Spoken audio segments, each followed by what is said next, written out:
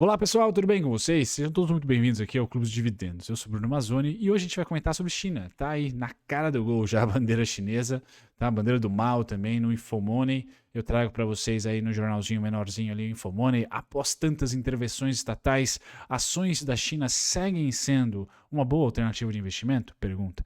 E também a Folha de São Paulo comentando: China ameaça derreter investimentos no mundo todo. Entenda, regulamentações no radar, pessoal. Começou lá com o Bitcoin, com criptomoedas, então de repente, não queremos mais isso aqui.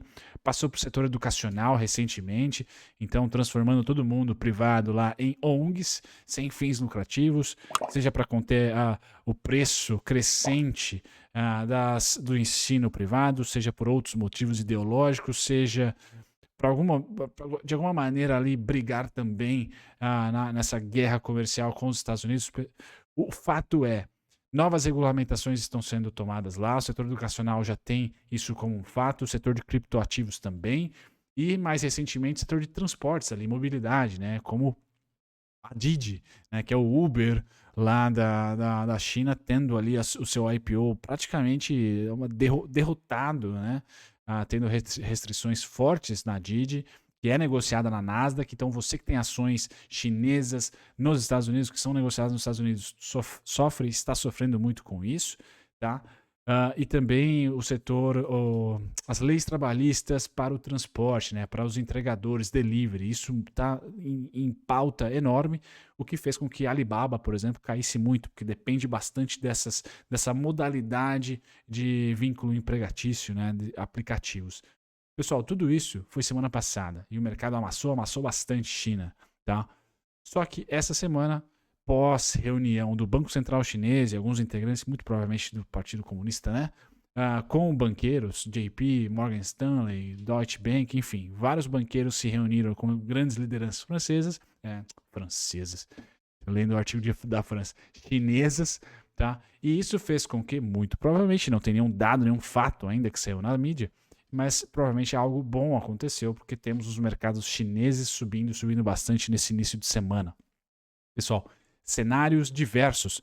Vamos para o vídeo de hoje, onde eu vou comentar sobre Shanghai Composite Hang Seng Index, né, que é o índice de Hong Kong, Alibaba e China 11. Vou também fazer um merchan aqui de um relatório de duas estoques para investir em 2021. Vamos lá. Muito bem, pessoal. Estou com o gráfico aqui do Shanghai Composite. Vamos começar por ele, que é o índice chinês, né, o principal índice da China. Depois eu vou pular para o principal índice de Hong Kong, que é o Hang Seng, tá? Mas principalmente para trazer para vocês, na parte gráfica, tá? E até de comportamento, que enquanto aqui no Brasil a economia financeira, a bolsa, não representa PIB, porque nossa bolsa está concentrada em commodities, na parte cíclica do mundo, né? Muito mais commodities que qualquer outra coisa, e um pouquinho também de financeiro, bancos, e com isso faz com que nosso PIB não tenha nada a ver com a bolsa. Agora com os novos IPOs, quem sabe dê uma melhoradinha. Na China, pessoal, a economia financeira também não tem muito a ver com a economia real, mas não é pela dependência enorme que a China tem de commodities, porque cada vez mais ela depende menos, tá? Muito pelo contrário, ela se tornou um player de consumo de commodities, não de exportação de commodities, tá? Mas a economia financeira não reflete o PIB ou a economia real por causa da política, por causa do tipo de economia, de política econômica que a China faz, tá? Então a gente percebe que no caso da China, mesmo crescendo horrores, tá? A crise de 2008, que foi aqui, ó, pico pré-2008, não conseguiu ser vencido até hoje, em nenhum momento. Exatamente nesse momento atual, nós estamos aqui, ó, uma região de equilíbrio forte, que foi topo de 2018, topo de 2020 e 2021. Então é importante dizer que índice chinês, vamos supor aí, pensando em ETFs, você que investe fora do Brasil e quer diversificar via ETF, ótimo, maravilha. Um ETF chinês, ele estaria dando prejuízo de 2008 até agora, tá? Estaria dando prejuízo de 2016, 17, 18 até agora, tá? Portanto, apesar de ser uma lástima como rentabilidade, não está caro. Tá? Não está nas alturas. Se eu pôr aqui o gráfico do S&P, vai estar nas alturas aqui.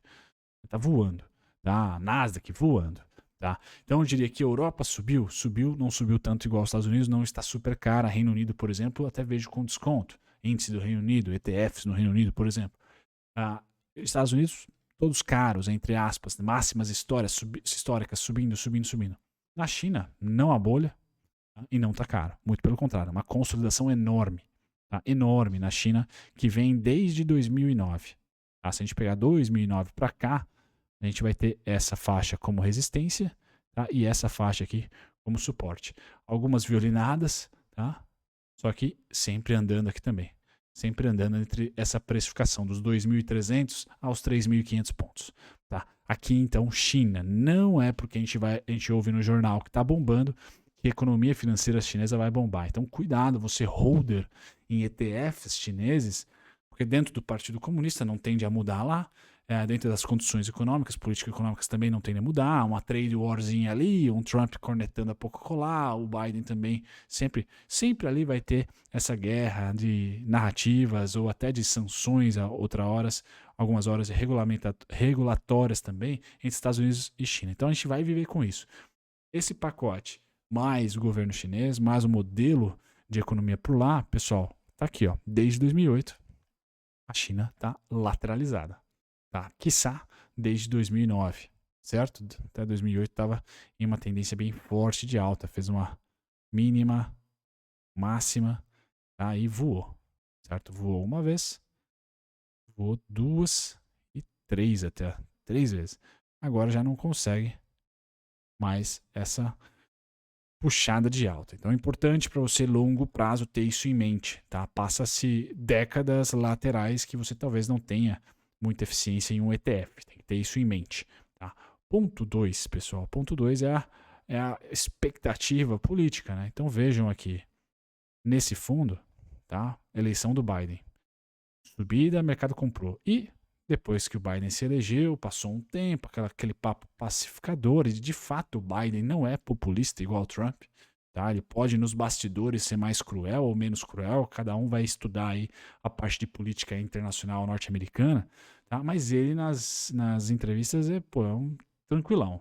Tá? Então assim, a gente não tem mais cenário de trade war nas mídias. Tá? A gente tem uma hora ou outra pipocando ali, Biden quer estudar a origem do vírus, o que está acontecendo, isso, aquele outro.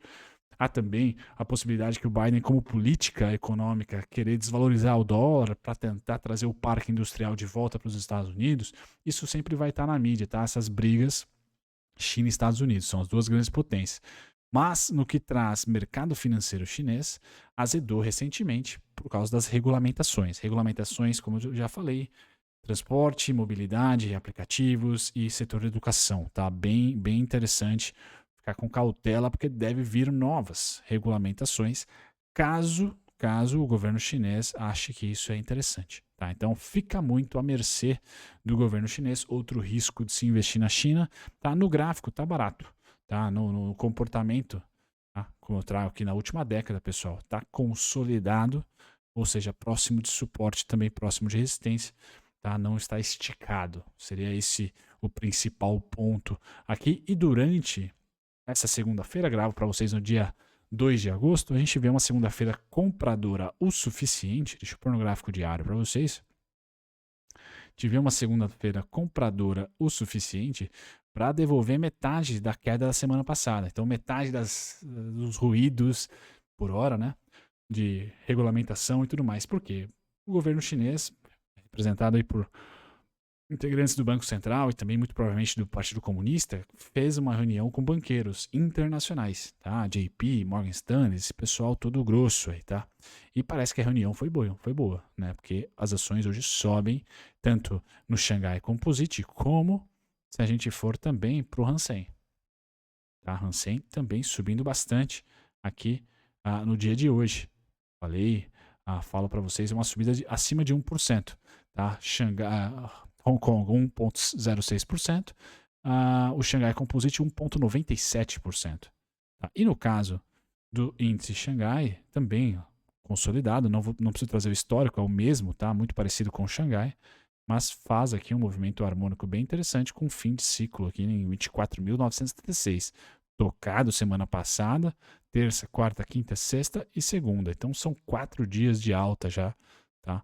Para o índice, certo? Quem está otimista vai plotar a tendência aqui. Então, se essas reuniões descentralizadas até, né, entre integrantes e não presidentes, né, forem bem vistas, né, e o mercado gostar, pessoal, a gente está olhando para um retorno ao suporte aqui, bem interessante, tá, no ponto de vista gráfico.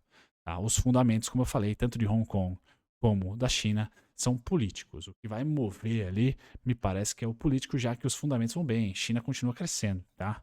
Sem dúvida nenhuma, continua crescendo a economia real chinesa. Bom, pessoal, passado aqui dos dois índices, só vou trazer para vocês o merchan do dia, que é esse relatório com as duas estoques de recomendação do pessoal da Levante. Levante agora faz parte do grupo XP, né? Parabéns. Parte não, né?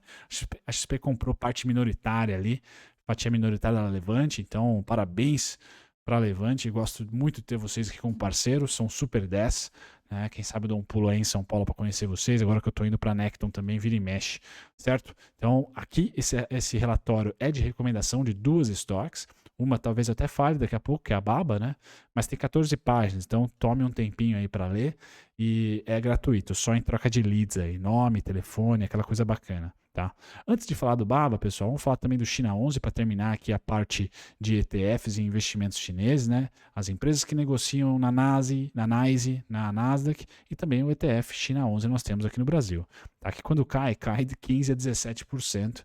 Tá? Então também fez mínima bem interessante semana passada e já abriu com gap essa semana. Então assim, momento de muito risco, tá? Porque o governo chinês pode vir com novas regulamentações, esfriando ainda mais os motores do mercado financeiro chinês.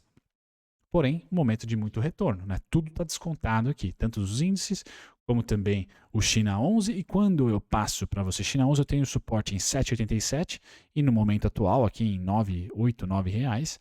A primeiro alvo em 10,24, tá? Alvo mínimo. Já o Baba, pessoal, também, né? Vejam que quando ele subiu, tá? Aqui eu trago o ciclo desde o IPO do Baba. Tá? Quando ele subiu 269%, 153 dólares. Subiu de novo aqui, tá? 189 dólares, 145%. Então as quedas, por outro lado, tá? Foram aqui de 62 dólares, de 81 dólares e agora 139 dólares. Tá? Então assim, é natural as retrações e me parece que esse momento que nós vivemos é da seta vermelha e não da seta preta, né? A seta preta seria essa aqui. Quem acredita que, olha, mesmo com essa governança chinesa, o mercado continua comprando e as ações chinesas grandes como Baba e até as pequenas como a Didi pode vir a se livrar aí dos problemas de ter o capital aberto? Pessoal, tendência. Estou falando aí de 153 dólares a 189 dólares a partir desse valor atual. Tá? A partir dessa região que eu tenho como preferida entre 170 dólares a 141. E o fundo atual também é suporte. Tá? Então, assim, médio prazo, eu trago vocês 2015 para cá, sua compra tem períodos de realização? Ainda bem. Tá? Então, é um gráfico semanal da Alibaba, o que é diferente, por exemplo, do gráfico do S&P, né? Se eu trazer aqui gráfico do S&P é uma loucura, né? Não, nem no semanal, tá? Temos grandes respiros, tá? Isso é um gráfico difícil, né? Uma tendência muito forte, tá? Por isso que eu falo, olha, você holder, né? Estados Unidos via ETF é muito mais gratificante, né? De 2008 para cá, tá? Muito mais gratificante, certo? Só que a economia norte-americana não cresceu o que a economia chinesa cresceu. Então, o mercado financeiro norte-americano é muito mais pujante, tá? Se a gente comparar o relativo com a economia real. Já a chinesa, a economia real é muito mais pujante do que a economia financeira. Então, acho que isso tem que moldar a sua expectativa em relação aos seus retornos, tá? Aos seus investimentos, obviamente. Pessoal, é isso que eu queria trazer para vocês, tá? Voltando aqui para a Baba, só para finalizar. No momento atual eu vejo essa queda bem interessante. O alvo principal que 213 dólares no curto prazo, depois 242, passou 242, é tendência. E essa tendência está bem, eu quero desenhar ela bem certinha para vocês aqui. Ó. Tá? A expectativa é que a gente tenha aqui, de novo, essas pancadas para cima. tá? Retornando aqui a tendência, renovando máximas. Tá? Essa é a ideia da análise técnica, né? Trazer os principais pullbacks. No caso da Alibaba, estão aqui entre 38% e 52%. No momento, caiu 43%. 43%. Então vejo como dentro desse range aqui, ó, pode cair mais um pouco, até 52%. Estou falando aí dos 141.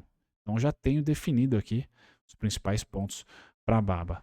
Certo, pessoal? Não é uma baba investir na Baba. Um grande abraço para vocês, espero que vocês tenham gostado. Um pouquinho de China, né? E do cenário atual do índice chinês, que eu acho o principal, os dois, né? Hong Kong e China. Para vocês terem uma noção que sim, Estados Unidos andou pra caramba. Se eu colocasse a Europa, também andou, mas nem de perto se comparado com os Estados Unidos. Já a China está estacionada. Tá? Estacionada, então o desconto tá lá, só que o risco é enorme. Tem um porquê deles estarem estacionados, certo? Um grande abraço, até o próximo vídeo. Tchau, tchau.